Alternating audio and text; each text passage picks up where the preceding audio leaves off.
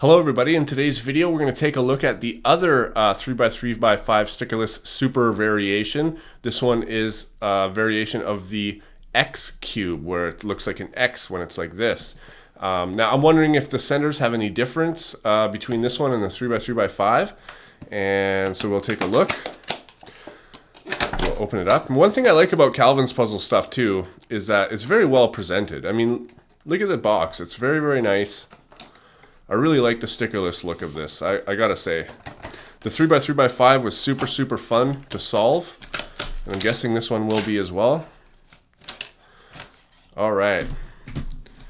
So, this is a super 3x3x5 X cube, and it's just a shape mod of this one, except it's, two sides have been cut down, so it's basically this now, except for it's still got the circle in the center. So what I'm actually wondering is if these ones move independently or if you can move them. Yeah, so they move just the same. So again, it's basically just a shape mod of this one, just with the added difficulty of having to put the centers, because if I go like this, just like in the other one, I can swap them out, right? So we move them. But the other added difficulty is going to be putting these pieces with their proper pieces here. Whereas on this one, this one, you don't have to do that because there's no color there. So it's going to be a little bit more difficult to solve. And again, I really like the stickerless look. Let's go ahead and do a checkerboard pattern.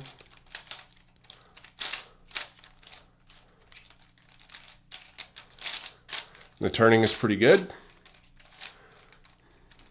All right, so there's a checkerboard pattern. Actually, I guess I could go like this. Oh no, I can't. That just makes it like that. So anyways, that's a checkerboard.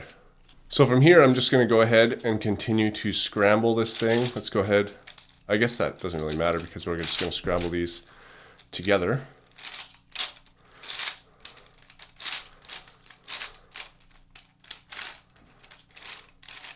All right, so now let's go ahead and start scrambling it. So again, these ones move just like they did on the other one. And if I was to move this out and move this out, then it's just this one piece that can move around. So that's cool. So let's go ahead, scramble.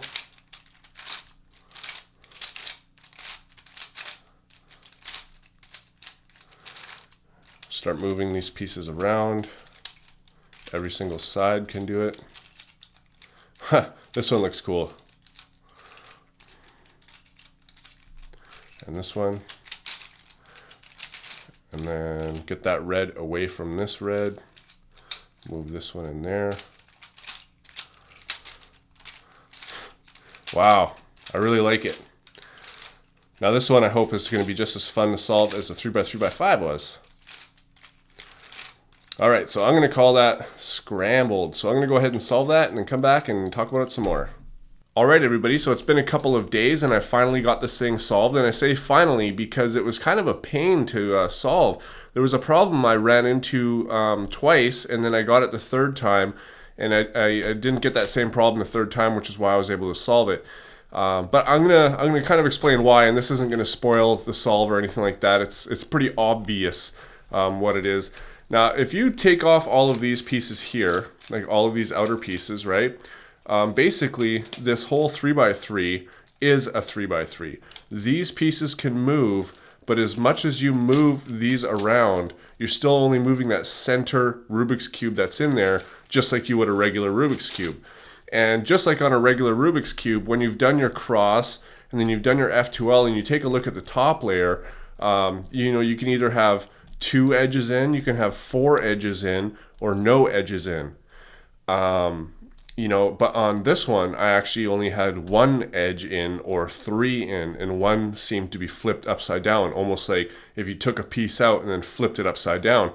And I double checked my my F2L and my cross, and everything was good. I didn't understand what was wrong with that, but I always ended up with that. In fact, I could continue to solve this top layer of the 3x3 section all the way to finished, except for one of these edges would be flipped upside down.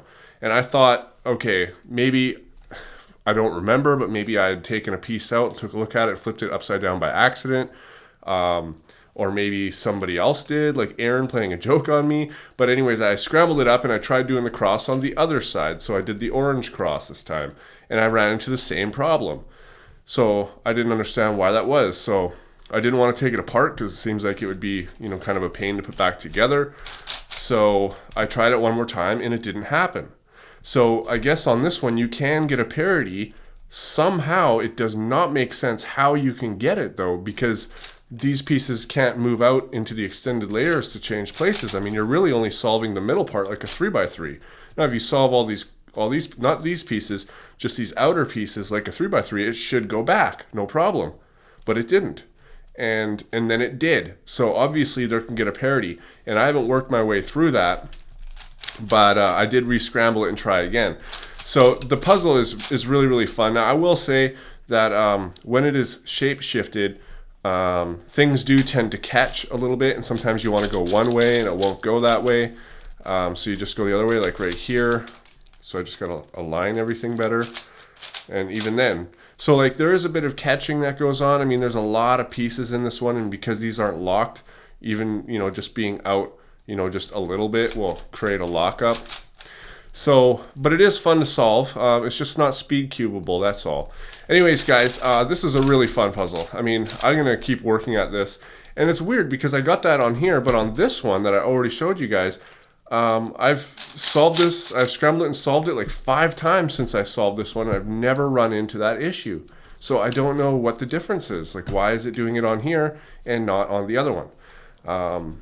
Anyways, guys, super fun puzzle.